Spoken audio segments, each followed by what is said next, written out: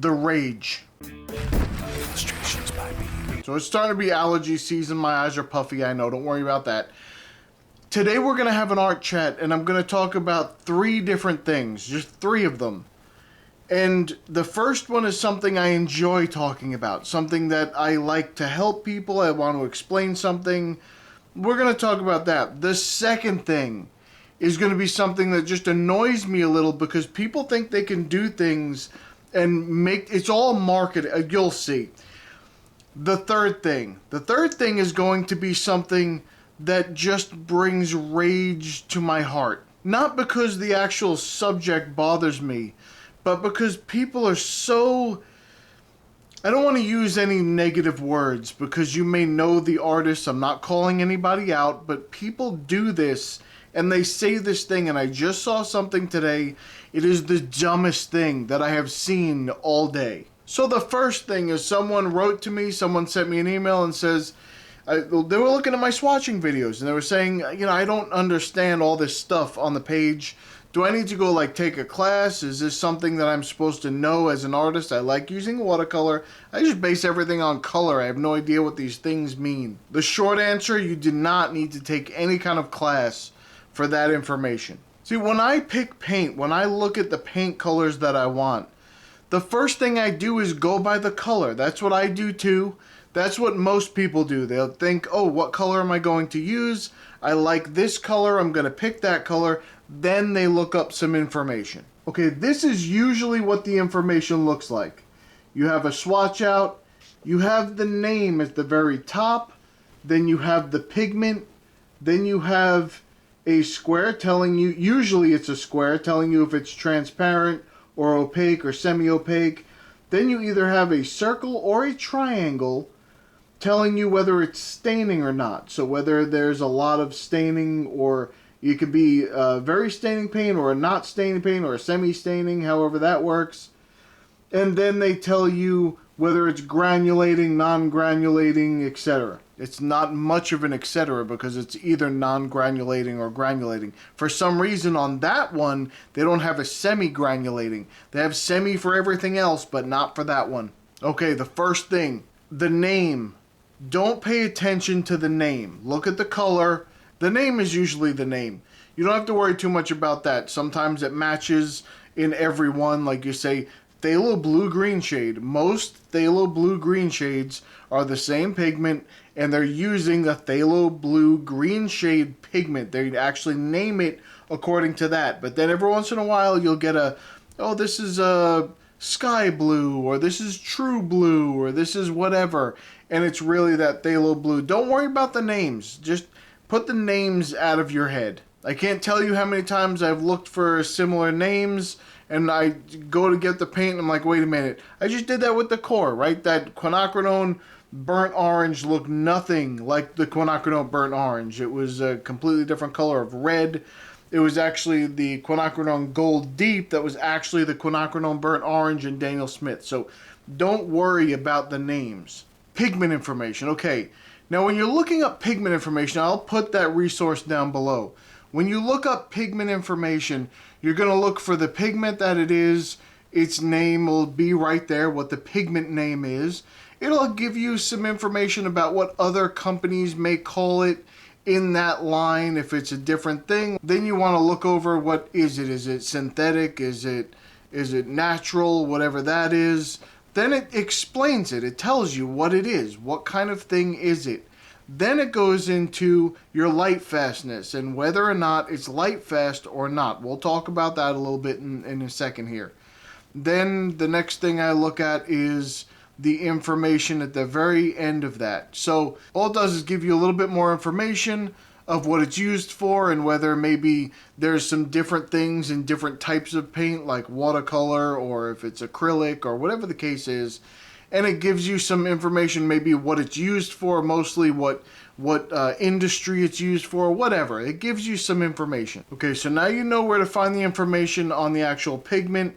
Don't worry about it too much. Just understand that as you use paints, you'll remember the pigments. You'll say, oh yeah, I used that pigment before. It's over here in another thing. And then you'll say, oh, okay, so I understand that this pigment has this characteristic with it. And then you just start to understand that thing. Oh yeah, that's a very light fast pigment. I just remember it.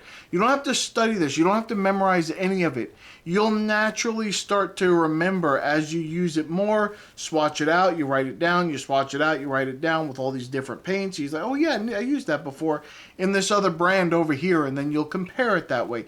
That's what you're looking for. So don't worry about, oh, I need to memorize this information. You don't need to know any of it. It helps, and I'll explain where it helps, but you don't have to. Like, for example, you want to know if something's light fast because you want to know if you, when you put it down, can I hang this up in my house? Or can I give it to a friend that they're going to hang it up in their house? Or can I sell it to someone else and they're going to put it up in their house? Is it going to last, or is it going to fade in 36 minutes? Or is it going to last 100 years? I want to know that information. So then you would know, okay, so if it's, I know the light fast, I looked up the pigment, it said it's this light fast. The company also gives you the information, their paint, and sometimes they do internal testing, sometimes they do, you just have to wait and see. But if you compare their information to this pigment database and you understand, oh yeah, okay, it matches, I get it. They said it was light fast, and it is light fast. Sometimes it's different. The core paints that we were just looking up, and I was looking at the Payne's Gray and the Indigo, and I was saying, wait a minute, these are all very light fast pigments. I understand that, but then it says it's a 2. What's the I don't know what the difference is. You'll have to ask them. But as long as you know it's reasonably light fast, the pigments are light fast, then you know how you can apply it. If you're just putting in your sketchbook, who cares? I don't care if it's going to fade in the sketchbook. That's fine. Don't worry about that. If it's transparent, 2 things. Number 1, are you putting it over inkwork? Because if you put something that's opaque over the inkwork, you'll see a film over the top of it of that color. And you'll have to either go back in and put your lines back in or deal with it. A second thing you have to look at is when you see what watercolor is a transparent medium. That's what it is. So it allows the light to, it's translucent. Anyway, it allows the light to pass through it and reflect whatever's under it and bounce it back. So if you put it on white paper, bright white paper, the colors will appear brighter and whiter. It'll just look nicer. It'll look more pop to it. If you put it on a toned paper, it'll be a little bit toned down. Maybe that's the look you're going for. There's nothing wrong with that. I love toned paper, and I do that all the time. Or if you glaze, sometimes you glaze color over the top of another color. You want to know, okay, if I glaze this color over the top and I'm going to see, is it going to cover the color or is it going to add to the color and just reflect back through both colors? That's some information you want. If you want to make it more opaque, then you may want to do that. If you're saying, no, I want to cover that area with this, then you want an opaque color and you want to cover it a little bit. If it's semi-opaque or semi-transparent, they're the same thing. You cannot, I've never seen any difference between those two. But if it is, then you know a lot of times you can go over some ink work. Just put a little bit more water in it, make it a little bit more faded, and the ink work will be fine. If you put it down super concentrated, it'll cover it. But then when it's completely opaque, you'll see a little bit of artifact on top of any of the ink when you put it out there. Unless it's so watered out, you might as well not even put it down to begin with. Staining is important to know. Here's where it's important to know. Are you going to lift? The only time I lift color out, and if you lift your highlights, you want it non-staining, so you can lift your highlights out. However, sometimes you want it staining so that you can not really lift or partially staining, let's say semi-staining. So you can lift some color out, but not make it all the way back to the white of the page. And if you do that, then you can add those highlights, but not have it be so bright underneath. You're just adding slight highlights. A lot of people do that with their clouds. They want it completely liftable so that they can put in their wash of watercolor and then lift out their clouds with some water. They put some water down and just blot it out with a paper towel or something, or sometimes you just blot it with the brush. But I find when you blot with a brush, you're actually digging into that paper continuously, and even good paper sometimes can tear from that, or pill, or whatever you want to call it. But if you take a little bit of water and you put it down in that area, you just dab it lightly, don't move it, just dab it with the paper towel, it'll lift off and everything will be fine. Of course you want to know if your paint is granulating. If it's granulating, then when you put it down, you'll see the granulation. If it's not granulating, you put it down, it'll be smooth. So some people like a granulating sky, which I love. Some people want their sky to appear very smooth, and that's fine too. There's nothing wrong with that. Most of the quinacridone colors don't have that. So that's something I know because I've used them. Most of the quinacridone colors, or any of the quinacridone colors that I've used, none of them are granulating. They're all ground very fine. The pigments are ground very fine. They're usually very transparent, and you put them down and they look very smooth. Well, the cobalt colors are a good example of ones that granulate all the time. So almost all cobalt colors that I've ever seen granulate. You put them down and you say, okay, so I remember that if it's a cobalt pigment, because I've used it, I know it's going to granulate. I know it's going to be a little staining, maybe a little semi-opaque or semi-transparent, however you want to do it, or completely opaque.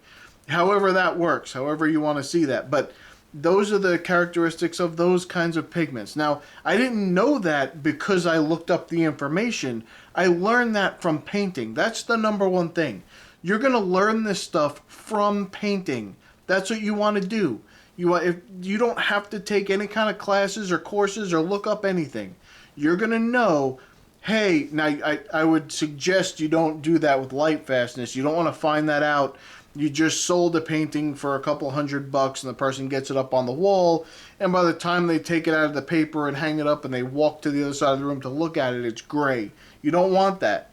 But unless you painted it gray, then you do want that, and you want it to be light fast gray. But all the other stuff you learn from trial and error. Now, some other information you won't get from trial and error is when you look up that pigment information, is it a toxic pigment? In other words, does it have heavy metals in it? Of course, you're not eating any of the paint. I don't know why you would do that. You're not painting your cookies and eating them. Don't do that, ever.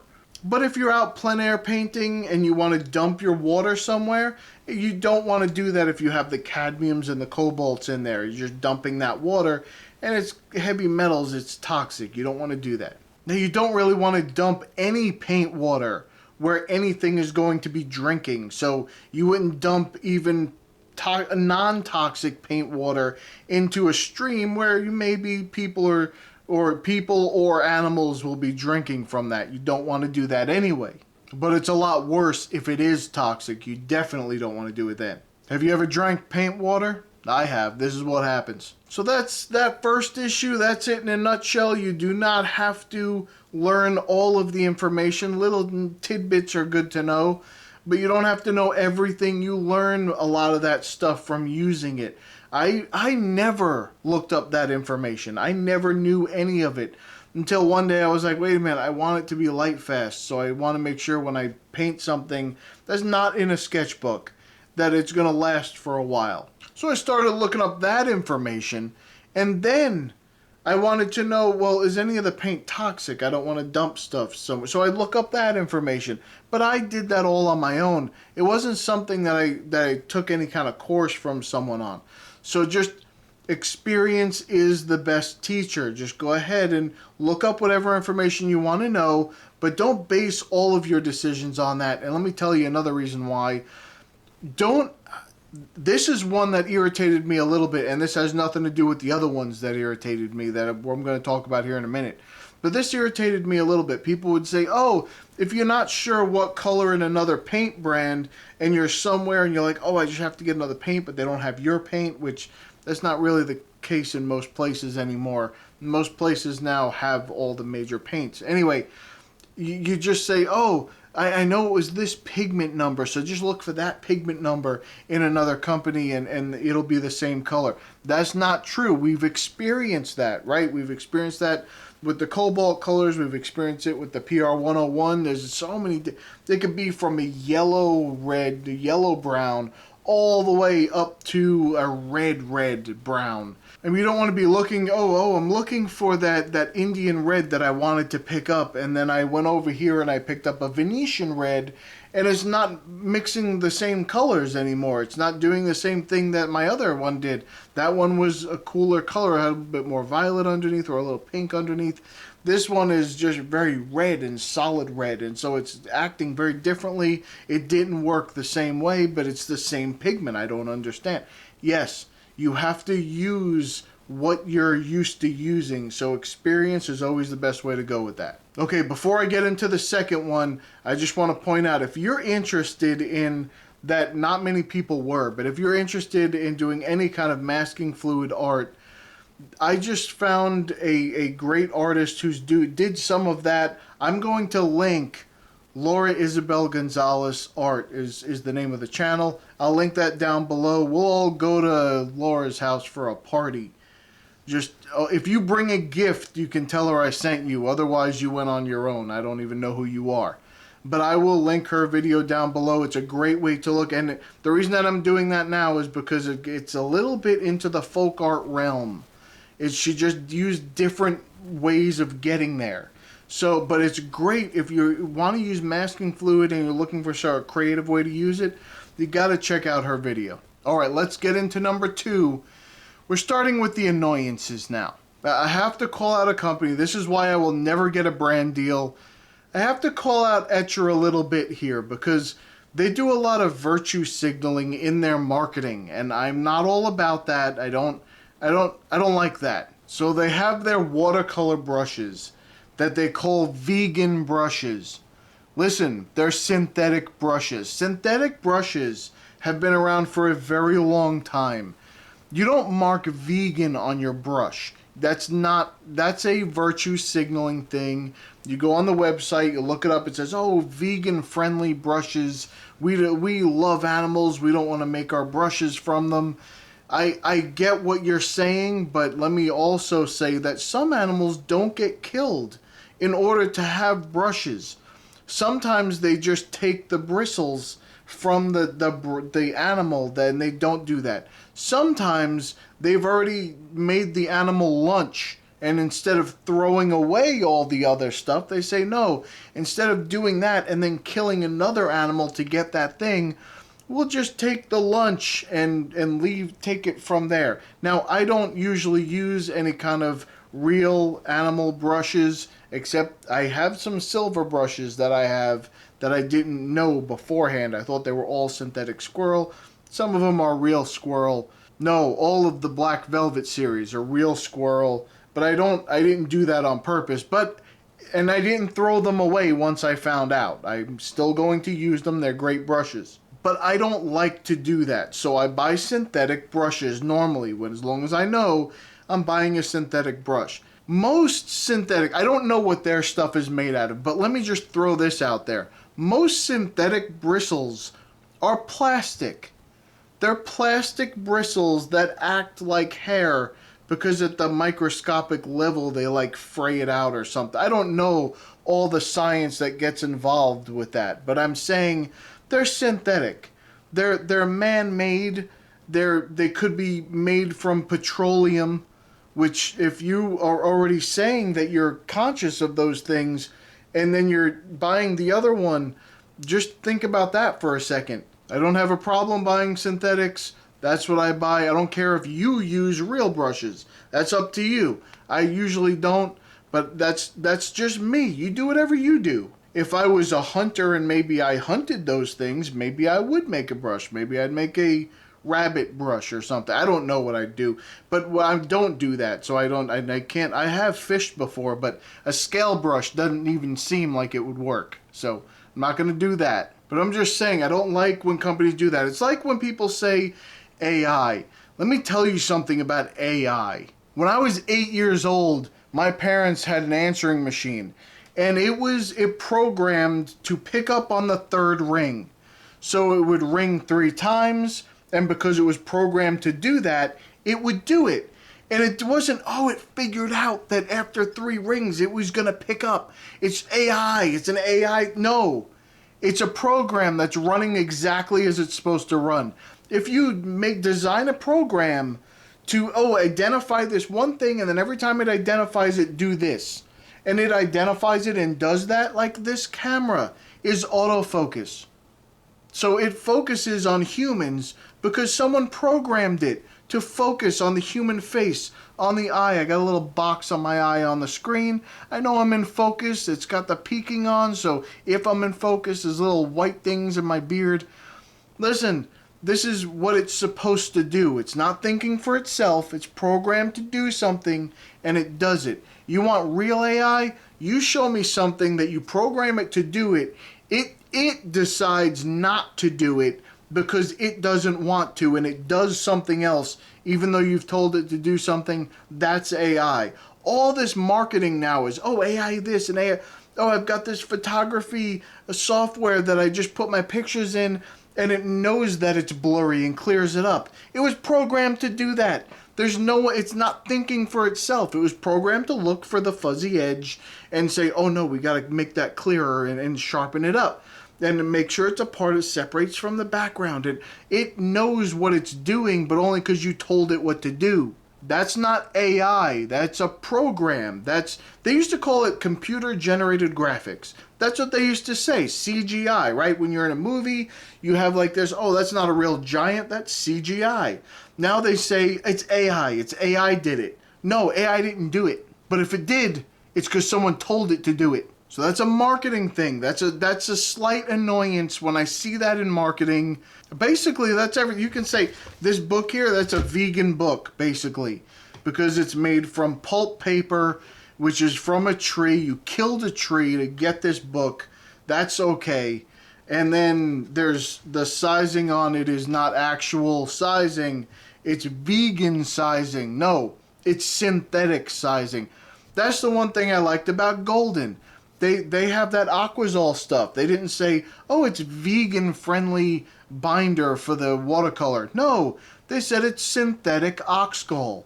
That's what they said. It's synthetic oxgall. Instead of using real oxgall, we didn't want to use that from the ox. So instead, we decided to create a synthetic oxgall, and I realized that someone told me, I didn't realize, someone told me that the reason that it's the synthetic, why do they use that?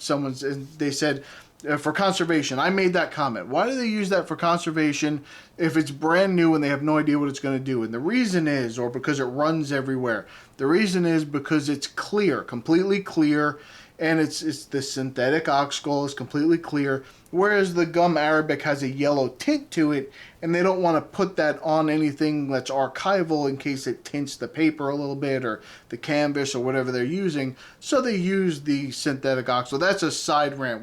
We are way off topic here. Let me get back to what we're talking about. So anyway, when you look at people that are doing marketing, understand that's what they do. And they don't like it, but if you just think through it for 1 sec, just take a minute to just think through what you just saw and what you're being told, you can see it's of course it's vegan. It's synthetic. It's not made from an animal. It's synthetic. But they don't like to say that because synthetic usually sounds like, oh, that's just cheap plastic. That's what they think of. That's what they think people think of. But everybody's used to synthetic. It's not from the original thing. It's created in a lab by some people. They intentionally created something that's like this, but it's not real. They use synthetic materials, not real materials. Although the synthetic materials are real, if you think about it, there's a whole big way that they got that synthetic stuff to begin with. You've got to figure that out for yourself too. We've come to it. We've come to the thing that irritates me so much my eye is twitching. Have you ever heard the lunatic artists? This is what I just saw a video on. Whenever I getting into something again, I bought another Stillman and Byrne book. We'll go into that another day. But anyway, that book, I was looking up, I get it, and then I'm like, oh, let's see what other people say about it. I don't know why I do that after I get the thing, but that's what I do. You call me whatever you want to call me.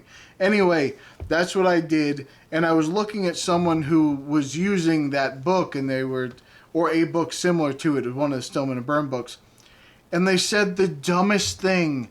I think if they would think it through for like 5 seconds, they would realize that what they said was dumb. And it just gets repeated by all these lemmings that just say the same thing that they just heard from someone else. It's like they have no AI in their brain. So let's talk about it. to show that I have no ill will towards Etcher, I'm going to use their book to demonstrate this because I love their books and I will always use their books. I absolutely love them. They're wonderful. It's a wonderful company. We already talked about it. Okay, you see that there? That's a signature in a book. When you have the papers that are put down all together and then they're folded up, they're sewn down the middle, that's called a signature. Now, their books have many signatures. They have, this one I think has like 6, 7, something like that signatures. 6, 7, or 8 signatures in this book. But here's how it works. They take these long pages. You see them right there, long. This one, there's no gap here. This is one page right here that they have. Then they take another page and they put it behind it. So this book and this one, the signature, is 2 pages long. They fold them together, they make a crease, and then they sew them down the middle. That's a signature. It's they consider it a 4-page signature, or that's what people call it. But it's really just 2 pieces of paper. Let me explain something. When you hear, anytime you hear someone say, oh, I can only use the front of the page. I can't paint on the back of the page. I'm more sophisticated than you are. And in my sketchbook, I notice the difference. Even if you don't. Even though this material here is made from the same material as the other page, I can only use the front side because I can tell I'm better than you. And I can tell that it's different on the surface than it is on the back. Now, I will give you this. Many times it is different, but it's a sketchbook. It's okay if you use the other side, unless you're trying to do something very specific and one side is textured and one side isn't, or something like that. But when you're talking about sizing, if the sizing is in the paper, it's in all of the paper. If it's cotton, the whole thing is cotton, front and back. If it has to do with the cold press and the hot press, I get that. Sometimes the back is a different texture, but it's the same properties. If they do surface sizing, the back is just as sized as the front, except for there are some papers that don't do that. I have to correct myself on that. Like, I know that Canson Heritage, I think it is, if you paint on the back of it, it looks like crap because there's no sizing. Don't quote me on that exact brand. But I remember I got some sample sheets, I think it was from them, and I painted on the back on accident, and I was like, well, this is terrible paper. And they're like, no, you moron, flip it over. And then I saw another person on YouTube also say, hey, no, you're an idiot. You got to flip it over, only paint on this side. That's the only side that has the sizing. They only surface sized it, and it's only on one side. So I get it, but not in sketchbooks. I've never seen that in a sketchbook. However, here's the thing that I wanted to point out. They only paint on the right side of the page because they say, oh no, the 2 sides are different. I can't paint on the backs of the page. This is a signature. You have on the right side, you have 2 backs. This is a back, and then the next one is also a back because it's 2 pages folded together. So these are backs. On the back side of these 2, you also have 2 backs. So that I get. So this left side on these 2 pages are backs. The 2 on this side, the left side is the front. On this one, the right side is the back because you folded the paper over. This is the back of the page. So if you only paint on the right side of your sketchbook, in a book that has signatures, and you tell me you can only paint on the front and everything is painted on the left side, you've painted half of your book on the backs of the pages.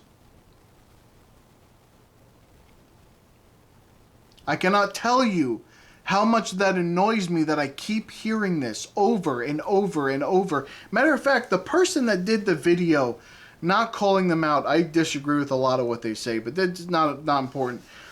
When they were saying that, they said, oh, I tested it, and when I test on this side, I can do it, and this side I can't. It was the page right in the middle that had the binding, which means both sides are the fronts of the page. It's one piece of paper. It's the binding goes through it. And then, so I understand if you say you can't paint on the back of this page, but you can definitely not paint on the back of this page either, because that would be the back then. That's the back of the page. But they were saying, no, I tested on this page. This one was all fine. this side was not. No, it's all the front. This is all the front of the page. You understand what I'm saying, right? I'm not crazy here. This is a single piece of paper. There's no break in here. And they've sewn through there. So this is one piece of paper, both the front. You don't have a front and back on the same side. So I take this piece of paper and I now fold it like this. And then I'm not doing this very well, but it doesn't matter. So it's one page, right? This is the front of that page. And I bind it down the center. And then I paint something here and say, oh, it's different than this side. I can't paint on the back. This is the back. No, it's still the front. You can see how worked up I get about this. I just hear it constantly. Every time I go, because I do a lot of sketchbook stuff on YouTube. I like looking at people's sketchbook. I like seeing their sketchbook and hearing their opinions on what kind of paper they're using and things. I see that a lot. There's a lot of people that talk about that. And when I saw it for the Stillman and Burn, I almost threw it against the wall. Not the computer, I wouldn't do that. And not the book either. I almost threw a vegan-friendly brush against the wall. Alright, boys and girls, that's all the time I have today. Okay, so popping up on your screen, these people here are responsible for this episode. They're the ones that are feeding me to keep doing this to you. So thumb up the video if you understand exactly what I'm saying, or if you disagree with me, or if you've just been to Laura's house and she kicked you out because she said, why are you here? I didn't invite you here. Get out. And you had to leave anyway. That's it for me. If you would like to join our community, go to illustrationsbypete.com. You can come in, you can put your own artwork on the site and promote it. You can find some inspiration in the free reference photos. You can just use them however you want in your artwork. You do not need to credit me. Or you can come into the forums and talk to some people and maybe give some advice and maybe find a little bit of information that helps you. So come check us out. All right, that's about it for me. I'm going to go. I'll see you in the next one. Bye.